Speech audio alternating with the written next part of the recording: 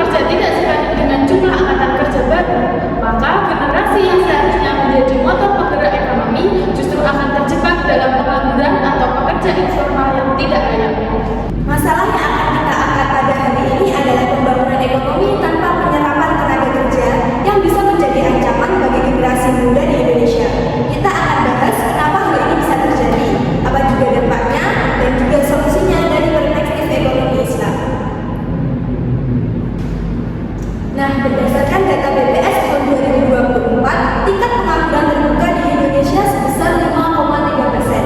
Dan dari angka itu, usia 15 sampai 24 tahun menyumbangkan sebesar 17,2%. Itu artinya banyak generasi muda di Indonesia yang belum terserap ke dunia kerja.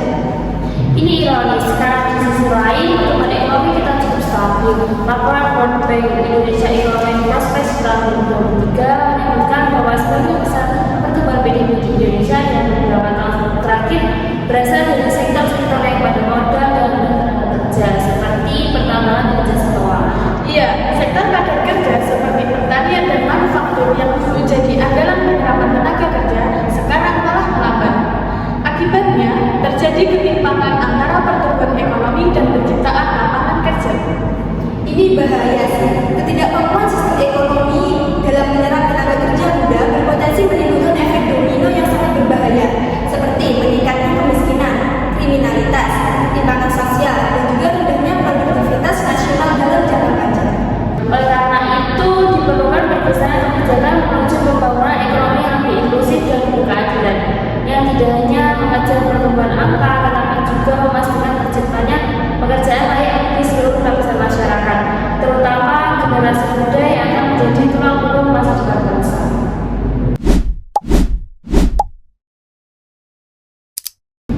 Nah teman-teman, menurut aku ini ada beberapa penyebab utama masalah ini. Pertama, pertumbuhan ekonomi kita belum inklusif. Pertumbuhan ekonomi yang tinggi tidak selalu berarti peningkatan kesejahteraan bagi seluruh lapisan masyarakat. Seringkali pertumbuhan tersebut terfokus pada sektor-sektor tertentu yang padat modal dan tidak banyak menyerap tenaga kerja, seperti sektor pertambangan atau teknologi tinggi. Hal ini menyebabkan ketimpangan dalam distribusi kesempatan kerja, terutama bagi generasi muda yang baru memasuki pasar kerja.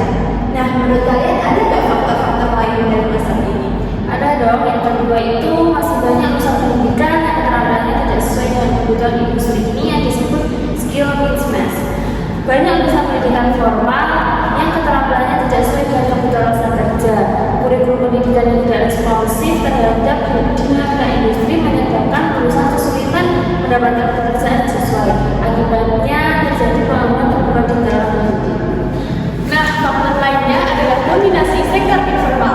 Sebagian besar tenaga kerja di Indonesia itu masih berada di sektor informal yang tidak memberikan jaminan pekerjaan yang layak. Sektor ini seringkali tidak tercatat dalam statistik resmi dan tidak memberikan kontribusi signifikan terhadap pembangunan ekonomi yang berkelanjutan. Kurangnya investasi dalam sektor padat karya juga menjadi salah satu penyebab masalah ini. Investasi asing dan domestik cenderung masuk ke sektor-sektor yang tidak banyak menyerap tenaga kerja.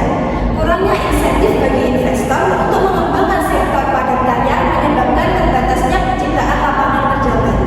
Ditambah lagi, pekerjaan teknologi juga mulai menggantikan pekerjaan manusia. Kemajuan teknologi dan otomatisasi dalam proses produksi mengurangi kebutuhan akan tenaga kerja manusia. Meskipun meningkatkan efisiensi, hal ini dapat mengurangi jumlah pekerjaan yang tersedia, terutama bagi pekerja dengan keterampilan rendah.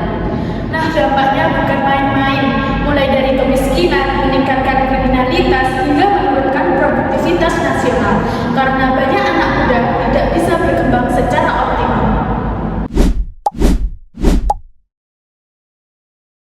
Nah, kita tadi sudah membahas faktor-faktor apa saja yang menyebabkan masalah ini terjadi. Sekarang kita akan bahas bagaimana solusi untuk masalah ini. Salah satu yang menarik adalah dengan cara pendekatan ekonomi Islam.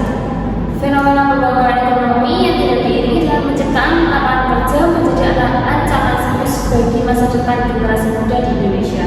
Oleh karena itu, dibutuhkan solusi yang bersifat menyeluruh dan berkelanjutan. Kalau kita lihat dari sudut pandang ekonomi Islam, pendekatannya bukan hanya soal ekonomi angka, tapi menyentuh aspek moral dan keadilan sosial.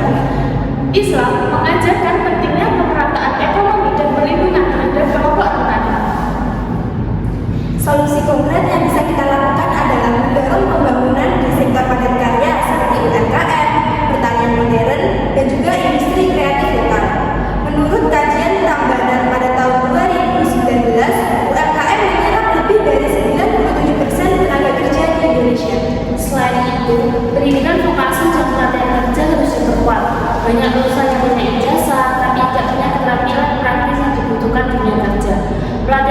berbasis teknologi dan soft skill jadi sangat penting.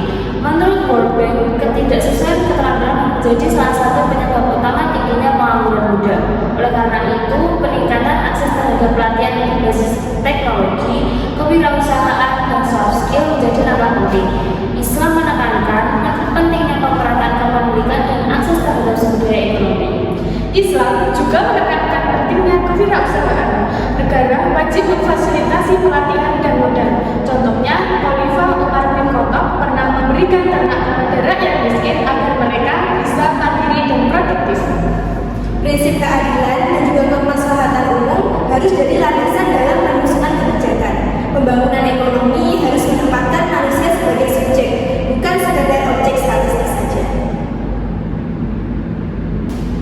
Baik teman-teman, kita tadi sudah membahas panjang lebar mengenai fenomena pembangunan tanpa penyerapan tenaga kerja. Kita juga sudah melihat datanya, menganalisis penyebabnya, dan juga mengusulkan solusi dari perspektif ekonomi Islam yang tentunya lebih adil dan juga manusiawi. Dari diskusi tadi kita belajar bahwa pembangunan ekonomi yang tidak diiringi penyerapan tenaga kerja bisa jadi bom waktu.